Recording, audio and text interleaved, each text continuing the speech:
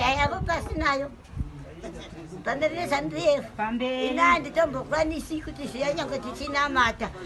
ndinamate ndakadhadhanura maoko saka tese ngatinamatei ivo vanenge vachida kuita zvibhakera sechanguitai baba vedu vari kumusoro kudenga ndinokudanai nguva ino yanasikati ano jehovha wakanaka mwari chikomborerai nyika yedu kuti nyika yedu ifambe zvakanaka varege kuramba vachingosora kuti ZANU-PF haigoni ivo ukauya unogonei saka mwari itai kuti vanhu vose vadzokere kumusangano tinogamuchira nyange dai vakanga vakarasika isi tinonatonga nyika nezita rajesu nechikonzero chekuziva kuti mwari wakanaka kana usina mwari wagoni kuitungamira nyika saka vedu wese yanai nezvekungoti havagoni zvinhu zvadhura nyange ana aripo saka zvisingadhiri naingosora tinokuzirai come back to square dzokai muye kumusangano weZANU-PF pasine nhando